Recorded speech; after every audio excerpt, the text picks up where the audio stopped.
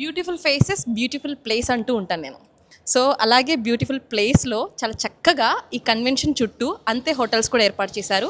మీరు ఇంతకుముందు మాట్లాడినట్టుగా 1100కు పైగా హోటల్స్ ఏర్పాటు చేసి ఇంతమందిని కోఆర్డినేట్ చేసి చాలామంది అంటే నాట్స్తో పాటుగా వేరే వాళ్ళు కూడా మీకు బయట నుంచి హెల్ప్ చేశారని చెప్పి అన్నారు కదా. సో మీరు ఏం చెప్తారు అసలు? దానికి బెస్ట్ ఎగ్జాంపుల్ గుర్తుకోండి. 2023లో ఎప్పుడైతే బొటాన్ మేము న్యూజెర్సీ టీం నుంచి మేము తీసుకున్నామో ఆ రోజు నుంచి ఆయన vision never before ever after, అందరం కలిసి పనిచేద్దాం.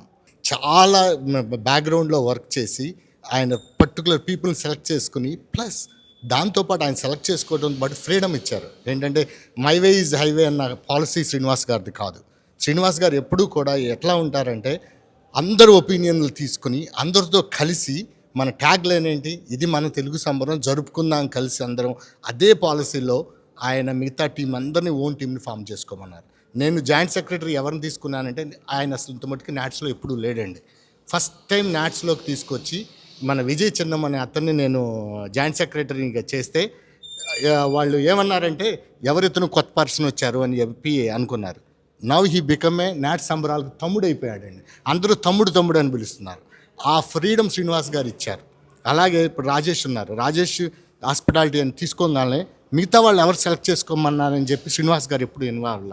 కో డైరెక్టర్ ఎవరు అన్నది మీకే వదిలిపెట్టాను, నీ చైర్మన్ ఎవరు అనేది మీకే వదిలిపెట్టాను, నీకు ఈచ్ టీమ్ మెంబర్ ఎవరు అన్నది మీకు ఆ ఫ్రీడమ్ ఇచ్చారు. కాబట్టి మీరు ఈరోజు ఇంత సక్సెస్ జరగడానికి రీజన్ అయింది. ఏది కూడా ఒకసారి చెప్పి వదిలేరండి. Multiple times keep on is telling that ఏమని never before never after. Plus మనం హాస్పిటాలిటీ టాప్లో ఉండాలి, ప్రోగ్రామ్స్ టాప్లో ఉండాలి, మన స్టార్ కాస్ట్ టాప్లో ఉండాలి, మనం అందరినీ టేక్ కేర్ చేయడంలో టాప్గా ఉండాలి అన్నది విజన్తో రోజు మాకు 2 దాకా ఇందాక ఆయన స్పీచ్లో మ్యూజిక్ అన్నారు. మాకు బిగ్గెస్ట్ మ్యూజిక్ ఎవరంటే మా శ్రీనివాస్ గారు.